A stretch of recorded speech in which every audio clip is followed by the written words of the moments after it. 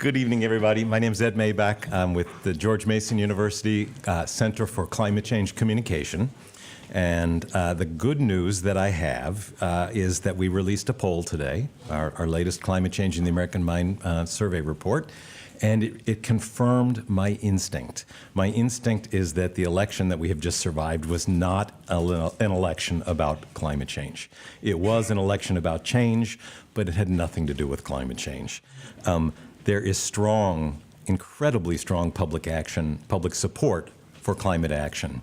In this report that we released today, only brought one copy tonight, happy to leave it behind. We found that 7 out of 10 Americans support the U.S. staying in and meeting our obligations in the Paris COP21 agreement, that 2 out of 3 Americans would say that we should be doing that regardless of what other countries do. It's the upside of American exceptionalism. This is something we should be doing. 6 out of 10 Americans or more would like to see Mr. Trump and the next Congress do more than has been done about climate change. 7 out of 10 Americans would like to see corporations do more than they have done to address climate change. And this is the most exciting finding from this survey.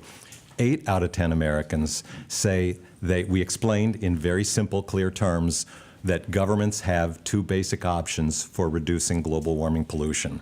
They can either regulate it or they can tax it. And we ask our respondents, which of those 2, if any, would you prefer to see our country do? 8 out of 10 Americans say they would like to see one or the other. 5 out of 10 Americans say they would like to see our nation do both. Only 1 out of 10 said neither, and 1 out of 10 was essentially undecided.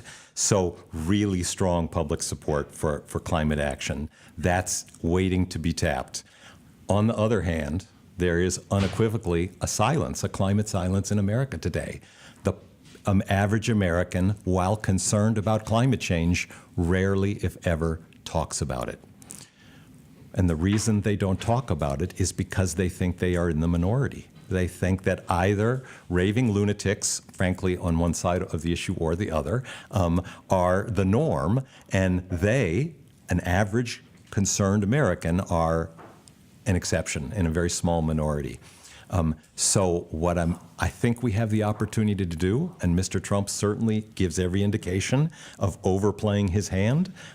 As he overplays his hand, I think it creates an opportunity to teach Americans that no, you are in fact the norm. You are in very good company. Most Americans are just like you. They're worried about climate change. They would like to see their nation do the right thing to address climate change.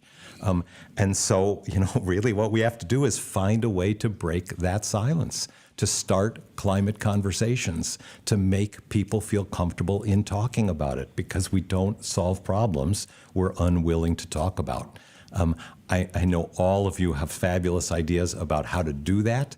I'm convinced that now is exactly our moment to do that.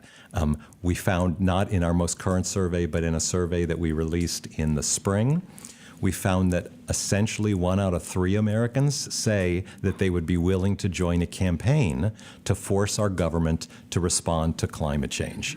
1 out of 3 adults, give or take 90 or 100 million Americans out there. You add up the total number of Americans who've participated with Rainforest Action Network and Sierra Club and NRDC and all of the wonderful civic environmental organizations in America, it does not add up to 90 million, meaning there are a lot more people who I think will respond if we can find a way to ask them to do so. So thank you for your attention.